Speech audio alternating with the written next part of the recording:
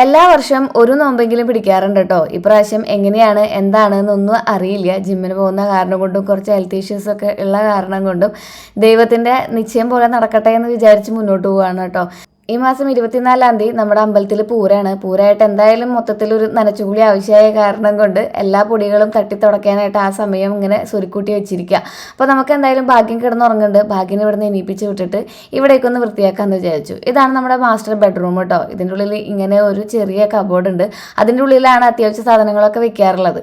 എല്ലാ ആഴ്ചയും ഞാനതൊന്ന് തിക്കി തിരക്കി പറക്കിയെടുക്കും. കാരണം ഇവർക്ക് കണ്ടാമണ്ടികളൊക്കെ വെക്കാൻ വേണ്ടിയിട്ടുള്ള ഒരു സ്ഥലമായിട്ടാണ് അതിനെ കണക്കാക്കിയിരിക്കുന്നത്.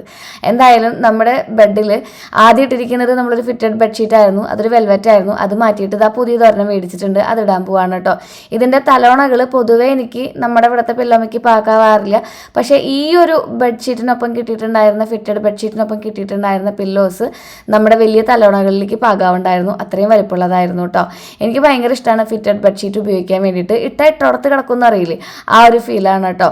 ഞാൻ വെൽവെറ്റിൻ്റെയാണ് കൂടുതലും മേടിക്കാറുള്ളത് എന്നുണ്ടെങ്കിലും ഇപ്രാവശ്യം കുറച്ച് ഇങ്ങനത്തെ തുണിയായിട്ടുള്ള സംഭവങ്ങൾ മേടിച്ചിട്ടുണ്ട്. സാധാരണ കോട്ടൺ പോലെയുള്ള സംഭവങ്ങൾ മേടിച്ചിട്ടുണ്ട്. കഴുകിയിട്ട് യൂസ് ചെയ്യൂ ശ്രീ എന്നുള്ള കമന്റ് ഞാൻ പ്രതീക്ഷിക്കുന്നു. എന്തായാലും പുതുമ നഷ്ടപ്പെടുന്നേക്കാളും മുന്നേ നിങ്ങൾക്കൊന്ന് ഇട്ട് കാണിച്ചു തന്നിട്ട് കഴുകാമെന്ന് വിചാരിച്ചു. ഇനി ഇവിടുത്തെ മാറാലിയൊക്കെ തട്ടി ഇവിടെ കിടക്കുന്ന ഒരു ആന്റിക് മേശയുണ്ട്. അതിൻ്റെ ഉള്ളിൽ കണ്ടാമണ്ടികൾ വേണ്ടതുണ്ടായിരിക്കും.